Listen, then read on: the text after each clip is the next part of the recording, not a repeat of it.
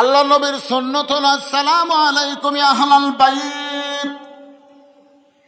যেই মাত্র নবী সালাম দিয়েছে সঙ্গে সঙ্গে তালহা বাড়ির মধ্য থেকে বলতেছে ওয়ালাইকুম আসসালাম ইয়া রাসূলুল্লাহ।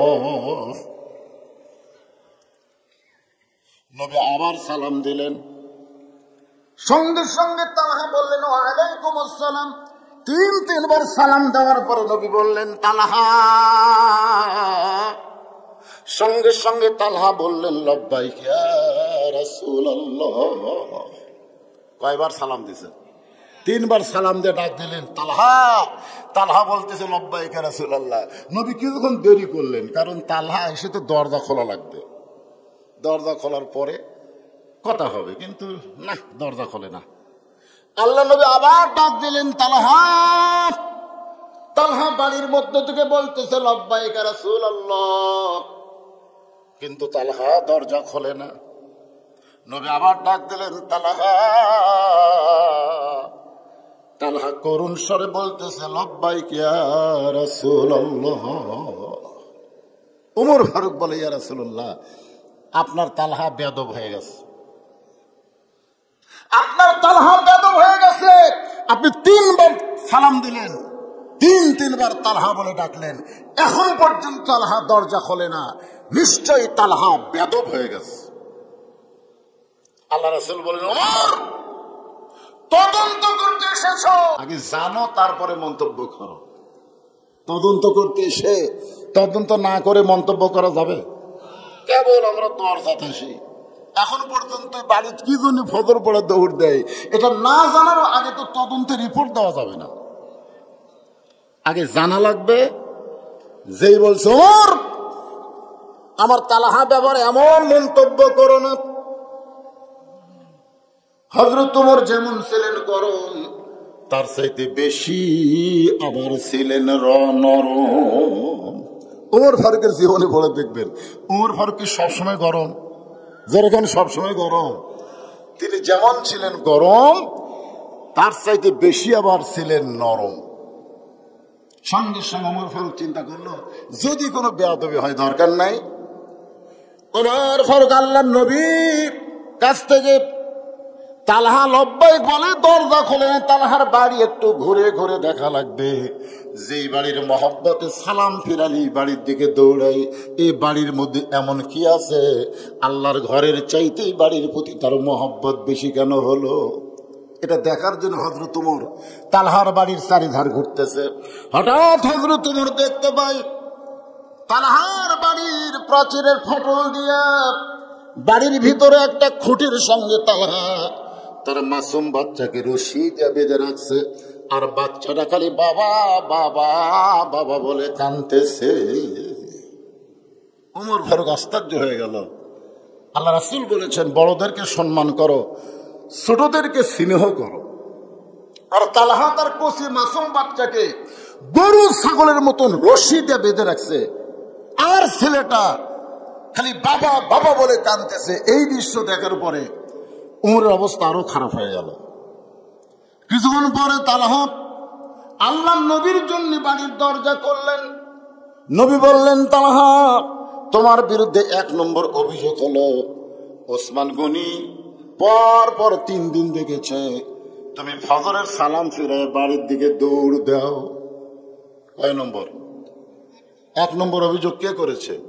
ওসমান গনি, যে তুমি ফজরের সালাম ফিরানোর সাথে সাথে বাড়ির দিকে দৌড় দাও। অথচ আল্লাহ কোরআনে বললেন ফালিয়াবুদু রাব্ব হাযাল বাইত আল্লাযী আত'আমাহুম মিন জু'ইন ওয়া আমানাহুম মিন খাউফ। তালহা, আমি নবী তোমার বিরুদ্ধে অভিযোগ করতেছি। 1 বার না, 2 বার না, 3 বার তোমাকে তালহা তালহা বলে ডাকলাম। তুমি প্রত্যেকবারই লব্বাইক লব্বাইক বললে, কিন্তু দরজা খুলতে এত দেরি কেন করলে? আপনার বলেন তো অভিযোগ কয়টা হলো? 1 নম্বর অভিযোগ কে করছে? ওসমান গনি, সালাম ফিরাই বাড়ির দিকে কেন দৌড় দাও। 2 নম্বর অভিযোগ আল্লাহর নবী করে বলতেছেন দরজা খুলতে এত দেরি কেন করলে।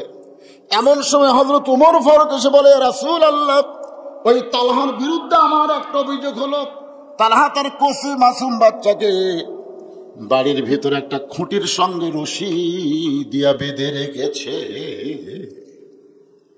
আপনার বলেন তো অভিযোগ বাড়তেছে না কমতেছে? কয়টা হলো? সঙ্গে সঙ্গে আমার দাঁড়ানো নবী বসে পড়লেন। আল্লাহ রাসূল বসে পড়ে বললেন, তালহা, এসেছিলাম একটা অভিযোগের ভিত্তিতে তদন্ত করতে এসেছিলাম। তদন্ত করতে এসে তোমার বিরুদ্ধে 3টা অভিযোগ জমা হলো। ধরে কোন কথা ঠিক কিনা? আপনার বলেন তো অভিযোগ ছিল কয়টা? আসার পরে আরো বাড়লো কয়টা? মারাত্মক অভিযোগ হলো, তুমি তোমার কচি মাসুম বাচ্চাকে খুঁটির সঙ্গে বেঁধে রাখছো। আমি রাসূল বলেছি ছোটদেরকে তোমরা স্নেহ করবা। কেমন স্নেহ? আল্লাহ রাসূল জোহরের নামাজের ফরজ কয় রাকাত? জোরে বলেন। প্রথম রাকাতের সেজদা 3 বার সুবহান রাব্বিয়াল আলা, 3 বার সেজদা থেকে মাথা তুললেন। দ্বিতীয় সেজদা যেই গেলেন 100 বার সুবহান রাব্বিয়াল আলা বলার পরেও নবী সেজদা তোলেন না। সাহাবীরা চিন্তা পড়ে গেল, কে নবী কি ঘুম আসলো নাকি? কিন্তু মাথা তুলে যে দেখবে এটা হচ্ছে না, কারণ আল্লাহ রাসূল যা করবে আমাদেরকে তাই করা লাগবে। যেরকম ঠিক কিনা? নবী সেজদাত আছে, আমরা মাথা তুলে ভুল কি মারবো? অনেক লম্বা সময় হয়ে গেল, তারপরে নবী সেজদা থেকে মাথা তুললেন। 2 রাকাত নামাজ শেষ করলেন, 3 রাকাত করলেন, 4 রাকাত করে যখন সালাম ফিরাইলেন, সর্বপ্রথম ওমর ফারুক দাঁড়িয়ে বলে, রাসূলুল্লাহ, আমার বেয়াদবি নিবেন না, প্রথম রাকাতের প্রথম সেজদা 3 বার সুবহান রাব্বিয়াল আলা, কিন্তু দ্বিতীয় সেজদা এত লম্বা হলো কেন জানতে চাই। রাসূল বললেন, সাহাবীরা রে, আমি যখন দ্বিতীয় সেজদা দিয়েছি, কোন সময় হাসান হোসেন এসে আমার পিঠে চড়েছে। ওরা 2 ভাই খালি সুযোগ দিয়েছিল যে না খালি হাসান হোসেনের কাছে সেজদা, না খালি উপর হলেই খান। ওরা 2 ভাই লাফ দিয়ে নানার পিঠে চড়ে বলতে, চল ঘোড়া চল। আল্লাহ নবী বলেন, সাহাবীরা রে, আমি সেজদারত অবস্থায় হোসেনকে পিঠ থেকে নামাবার চাই, কিন্তু নামাজের মালিক আল্লাহ বলে, হাবিব, এরা 2 ভাই যতক্ষণ আপনার পিঠে থাকবে ততক্ষণ সেজদা থেকে আপনি মাথা তুলবেন না, কারণ আপনি বলেছেন ছোটদেরকে স্নেহ করা লাগবে। ওরা আপনার ভালোবাসা পাওয়ার জন্য আপনাকে ঘোড়া বানাইছে, আমি আল্লাহরও বড় ভালো লাগতেছে। জোরে কোন সুবহানাল্লাহ। আপনারা ছোট ছোট বাচ্চাদেরকে মসজিদে আসতে দেন না, দেন? যদি একটু ডিস্টার্ব করে, শয়তানের একটা শয়তান। আজকে যারা মসজিদে দুষ্টামি করতেছে, আগামী দিন হবে তারা সামনে কাতারের মুসল্লি। ধরে কোন ঠিক কিনা? আরে আপনি তো ওই বয়সে মসজিদে আসেন নাই, এরা আসতেছে, এদেরকে তাড়ানো যাবে না বাজান। আমরা মক্কা মদিনায় গিয়ে দেখছি অনেক বাচ্চারা মসজিদের মধ্যে বল খেলে। মসজিদের মধ্যে কি খেলে? বল খেলতেছে। মসজিদের এক সাইডে ফাঁকা, বল খেলতেছে। আমাদের এলাকার মৌলবি হলে থাপড়ানো হয়, ফতুয়া দেয়, অথচ ওখানে কেউ ফতুয়া দেয় না। ওই বাচ্চাদের খেলা দেখে তারা আরো উৎসাহ দেয়। সুবহানাল্লাহ বলেন। কারণ ছোটদেরকে স্নেহ করা লাগবে, বড়দেরকে সম্মান করা লাগবে। একটু মনোযোগ দিয়ে শোনেন। আল্লাহ নবী মাটিতে বসে বললেন, তালহা, সর্বসাকল্যে তোমার বিরুদ্ধে 3টা অভিযোগ জমা পড়েছে। 1 নম্বর অভিযোগ হলো, আমি ফজরের সালাম ফেরালেই তুমি বাড়ির দিকে দৌড় দাও। 2 নম্বর অভিযোগ হলো, আমি নবী 3 বার তোমাকে ডাকলাম, দরজা খুলতে এত দেরি কেন করলে? ওমর ফারুক বলে, তোমার কচি মাসুম বাচ্চাকে তুমি রশি দিয়ে খুঁটির সঙ্গে বেঁধে রাখছো।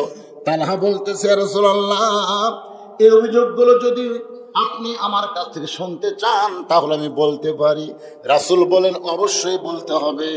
তালহা বলতেছে, হুজুর, এই যে আমার পরনে একটা কাপড় দেখতেছেন, এই যে আমার পরনে একটা কাপড় দেখতেছেন, এই একটা কাপড় ছাড়া আমার বাড়িতে আল্লাহ রাসূলের সামনে দাঁড়ানোর মতন কোনো কাপড় নাই। যে কাপড় পরে আমি দরজা খুলেছি, এই একটা কাপড় ছাড়া আল্লাহ রাসূলের সামনে দাঁড়ানোর মতন আমার আর কোনো পোশাক নেই।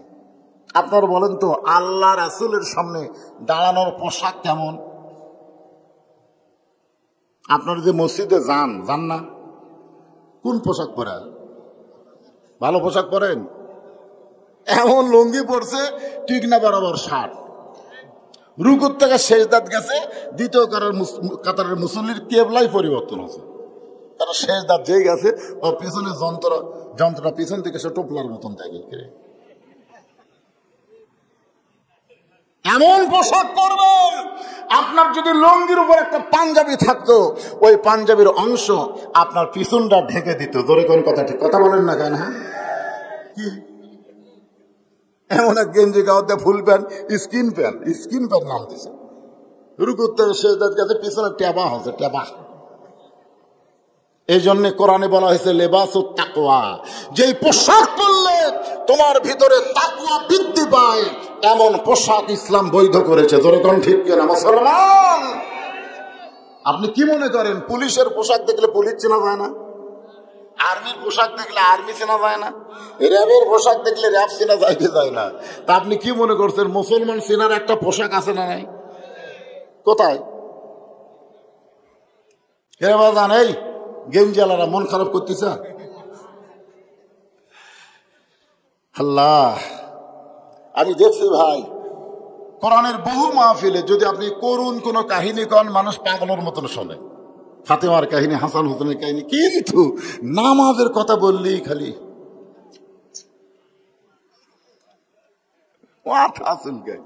এখানে অনেক আল্লাহর বান্দা আছে যারা মাগরিব এশা নামাজ পড়েনি, অশুনতেছে নাই। আপনি কেমনে চিন্তা করেন যে নামাজ না পড়ে ওয়াজ শোনে?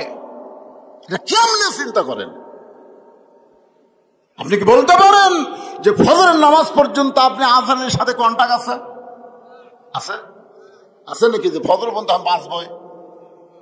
তাহলে আপনি নামাজ বাদ দেওয়া শুনতেছেন, ফজর আগে যদি আপনি মরে যান। এই নামাজের কথা বললেই গাও চুলকায়, মাথা চুলকায়। কি মন খারাপ করতেছেন? মসজিদের উন্নয়ন করবে মাহফিল,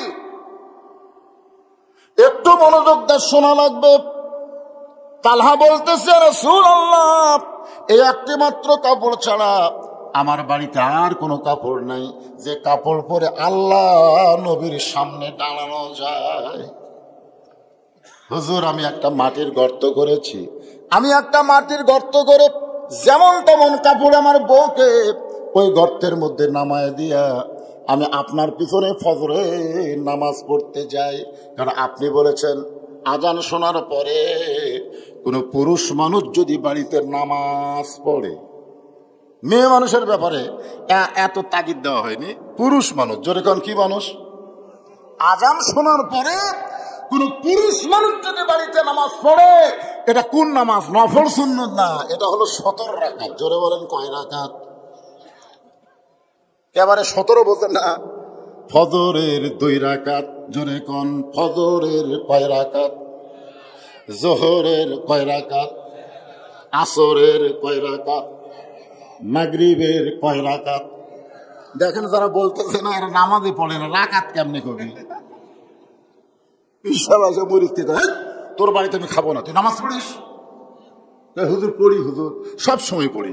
পিছন করছে সব সময় নামাজ পড়ে, তার মানে নামাজের তো নির্দিষ্ট সময় আছে, ধরে কেন আছে না নাই? আর পীরের সামনে মুরিদ ভয়ের ঠানায় কথা সব সময় পড়ি। ফজর পড়ছিস? পড়ছি হুজুর। এই কয় রাকাত পড়ছিস? 6 রাকাত। সুন্নত 2, ফরজ 2, ফজর হলো 4, 6। ঠিক করে কয় রাকাত? 8 রাকাত হুজুর। হুজুর 8 রাকাত। সত্যি করে বলতো কয় রাকাত? হুজুর আমার ভুল হয়ে গেছে, 10 রাকাত। হুজুর যত দাম কি দেয় ওই তত রাকাত বাড়ায়। আর বউ জানলার উপর থেকে এইভাবে নামাজ তো পড়বে না, আজকে হুজুরের কাছে ধরা গেছে। তখন কয় 10 রাকাত করছি, তাই হুজুর যে গরম 4 রাকাত কয় পিটন খাবে। একটু মনোযোগ দিয়ে শুনবেন। হুজুর আপনি বলেছেন যখন মসজিদে মুয়াজ্জিন আযান দেয় ওই আযান শোনার পরে কোনো পুরুষ মানুষের নামাজ বাড়িতে হয় না। যদি কোনো পুরুষ মানুষ ইচ্ছা করে ফরজ নামাজ বাড়িতে পড়ে, রাসূল বলেছেন আমার এত রাগ হয় আমি যেন আগুন দিয়ে বাড়ি পুড়ায় দেই, কিন্তু বাড়ি পোড়ানোর হুকুম দেওয়া হলো না। এই কারণে ওই বাড়িতে ছোট বাচ্চা আর নারী থাকে। এখন আপনার বলেন ফরজ নামাজ বাড়িতে পড়লে আল্লাহ খুশি না বেজার? তা আপনারা বাড়ি পড়েন না? কি পড়েন? আপনি বাড়ির সুন্নত পড়েন, নফল পড়েন, তাহাজ্জুদ পড়েন, কিন্তু ফরজ নামাজ আপনাকে মসজিদে জামাতের সাথে পড়া লাগবে। তো মনোযোগ দেন। তালহা বলতেছে রাসূলুল্লাহ এই একটি কাপড় ছাড়া আমার বাড়িতে আর কোনো কাপড় নাই। আমি বাড়িতে একটা মাটির গর্ত করেছি, এই গর্তের ভিতরে আমার বউকে যেমন তেমন একটা কাপড় পরাইয়া আমি আপনার পিছনে নামাজ পড়ার জন্য এই কাপড় পরে যে জামাতে নামাজ পড়ে যেই মাত্র আপনি সালাম ফিরেন আমি আপনার গুরুত্বপূর্ণ আলোচনা শুনতে চাই, কিন্তু আপনার আলোচনা শুনতে গেলে আমার বউটার নামাজ হবে না। এই জন্য হুজুর আপনি যেই মাত্র সালাম ফিরান আমি এক দৌড়ে বাড়িতে এসে আমার পরনে যে কাপড় দেখতেছেন এই কাপড়টা আমার বউকে খুলে দেই, আর বউয়ের পরনে যেই কাপড় ওই কাপড় পরে আমি গর্তের মধ্যে থাকি। ইয়া রাসূলুল্লাহ আমার বউটাই কাপড় পরে যখন নামাজ পড়তেছিল এমন সময় আপনি আমার দরজায় এসে তালহা তালহা বলে ডাকতেছেন। হুজুর এমন একটা কাপড় আমার পরনে ছিল যে কাপড় পরে আপনার লব্বাইক উত্তর দিই, কিন্তু দরজা খুলতে আমি বড় শরম পাই। আমার বউটার ইবাদত যখন শেষ হয়ে গেল আমি হ্যাঁচকা টান দিয়া বউকে গর্তের মধ্যে নামায় যেমন তেমন কাপড় পরানোর পরে বইয়ের পরনের কাপড় আমি নিজে পরে আপনার জন্য দরজা খুলেছি, এই কারণে আমার দেরি হয়ে গেছে। এক কথায় দুইটা অভিযোগ শেষ। ওসমান গনি যে বলতো যে ফজরের সালাম ফিরাই বাড়ির দিকে দৌড় দেয়, আর রাসূল যে বললেন তিনবার ডাক দিলেন দরজা খুলতে এত দেরি করল কেন? দুইটা শেষ। আল্লাহ রাসূল বলে ও তালহা ওমর ফারুক অভিযোগ করেছে তোমার কসি মাসুম বাচ্চাকে তুমি রশি দিয়ে খুঁটির সঙ্গে বেঁধে রেখেছো, এইটা কি ঠিক? কারণ কসি মাসুম বাচ্চাকে আল্লাহ রাসূল ভালোবাসেন, এমনকি ইহুদির কসি মাসুম বাচ্চাকেও রাসূল ভালোবাসেন। রাসূলের জীবনী পড়ে দেখবেন ঈদের দিনে নবী পাগড়ি পরে সেই রকম পোশাক পরেছে। নবী তার আমাদের মতো নতুন কাপড় কিনতেন না, নবী পুরাতন কাপড় পরিষ্কার করে সুন্দর করতেন। যেরকম সুবহানাল্লাহ। একেবারে ইমাম সাহেব হুজুর আমার মানে আমাদের নবী ঈদের নামাজ পড়াতে যাচ্ছেন, এক ইহুদি বিধবা এক ইহুদি মহিলা তার কচি বাচ্চাকে রাস্তা ফেলা দিয়ে গাছের ছায়া গিয়ে আল্লাহ নবী বললেন তালহা কচি মাসুম বাচ্চাকে আমি এত আদর করার কথা বলেছি, নবী কেমন আদর করে দেখেন। ইহুদির বিধবা বউ স্বামী মারা গেছে, গাছের আড়ালে লুকে আছে, তার ছোট বাচ্চাকে রাস্তা ছাড়া দিয়ে গোটাল গাও বুঝলেন মরুর হয়ে ধুলে ভরা। নবী আমার ঈদের দিনে এখনো যায়নি মাঠে, রাস্তার মধ্যে ইহুদির বাচ্চাকে কেউ নিয়ে বলতেছে বাবু তোমার কেউ নাই, এই দুনিয়াতে তোমার কেউ নাই, আজকে ঈদের দিন আনন্দের দিনে তুমি ধুলাবালির মধ্যে পড়ে আছো, তোমার কি কেউ নাই? এ বলে আল্লাহ নবী গায়ের গামছা দিয়া ইহুদির বাচ্চার ধুলা পরিষ্কার করতেছে। দূর থেকে একটা মহিলা বলতেছে ও মুসলমানের নবী যেই বাচ্চাকে আপনি আদর করতেছেন ওইটা হলো একটা ইহুদির বাচ্চা। রাসূল বললেন কুল্লু মাউলুদুন ইউলিদু আলাল ফিতরাহ। আল্লাহ রাসূল বললেন প্রত্যেকটা বাচ্চারাই হলো মুসলমান। জোরে বলেন সুবহানাল্লাহ। একটু মনোযোগ দেবেন। আল্লাহর নবী জোহরের নামাজ আদায় করার জন্য মেহরাবের মধ্যে ঢুকছেন, এমন সময় এক ইহুদির বাচ্চা মসজিদের জানলায় গিয়ে বলতেছে ও মুসলমানের নবী আমার বাড়িতে আপনার দাওয়াত, আমার বাবা আপনাকে দাওয়াত দিয়েছে। সঙ্গে সঙ্গে নবী জানলার দিকে তাকায় দেখে ছোট্ট একটা বাচ্চা। নবী মেহরাব থেকে বের হয়ে ইহুদির বাচ্চাকে বললেন বাবা নামাজ শেষ হলেই তোমার সঙ্গে আমি যাব। নামাজ শেষ হওয়ার পরে আল্লাহ নবী ইহুদির বাচ্চার সঙ্গে ইহুদির বাড়ির দরজায় ইহুদি চিল্লায় বলতেছে রে মুসলমানের নবী ছোট্ট একটা বাচ্চা তোমাকে দাওয়াত দিল আর তুমি তদন্ত না করে দাওয়াত খাইতে আসলা। আমি ইহুদি, আমি মুসলমান নবীদের কোনোদিন খাওয়াই না, মুসলমানের নবীকে আমি কোনোদিন খাওয়াতে পারি না। নবী মন খারাপ করলেন না। নবী ছোট বাচ্চার দিকে তাকায়া হাসি মুখে ফেরত আসলেন। পরের দিন যখন আবার নবী ইমামের জাকাত গেছে, নামাজ পড়াবে, ইহুদির বাচ্চা বলতেছে, হুজুর ও মুসলমানের নবী, আজকে আমার বাড়িতে আপনার দাওয়াত, আব্বা কসম। নবী এসে বলতেছে, বাবা নামাজ শেষ হলেই যাবে। নামাজ শেষ করে বাচ্চার সঙ্গে যখন ইহুদির বাড়ির দরজার, ইহুদি বলতেছে, আপনার এতই খিদে, এই ছোট বাচ্চা আপনার দাওয়াত দেয় আর আপনি খালি দাওয়াত খাবার চলে আসেন। আপনি জানেন না মুসলমানের নবীকে আমি ভাত খাওয়াবো না, কোনো খাদ্য দেবো না। নবী কোনো মন খারাপ করলেন না, ছোট বাচ্চার মাথায় হাত দেয়া মুচকি হাসিতে নবী চলে গেলেন। তৃতীয় দিন কেবল মেহরাবের মধ্যে নবী ঢুকছেন, ওই বাচ্চা আবার জানলাত। উমর আর আলী কই কেরে 2 দিন নবী গেল, যেমন মুখ গেছে তেমন শুকনা মুখে আবার ফেরত হচ্ছে। আজ আবার দাওয়াত দিচ্ছে। এই আলী, এই নামাজ শেষ করে নবী যখন বাচ্চার সাথে যাবে, আমরা পিছনে পিছনে যাবো, দেখি নবীর সাথে কি হয়। নিরাপদ দূরত্ব বজায় রেখে নবী যখন ছোট বাচ্চা নিয়ে ইহুদির সামনে গেছে, ইহুদি দৌড়ে এসে নবীর 2টা পা চাইপে ধরে বলে, আমার আরসালনাকা ইল্লা রাহমাতাল লিল আলামিন। একটা মানুষ কেমনে গোটা বিশ্ব জগতে রহমত হয়, আমি ইহুদিটা বিশ্বাস করতেছিলাম না। এই কারণেই পরপর 2 দিন আপনাকে আহ্বান করলাম। আমি মনে করেছি আপনি আসবেন না, কিন্তু আজও যখন এই বাচ্চার সঙ্গে আইছেন, আপনি সাধারণ কোনো মানুষ না। আমারে পড়ায় দেন লা ইলাহা ইল্লাল্লাহু মুহাম্মাদুর রাসূলুল্লাহ।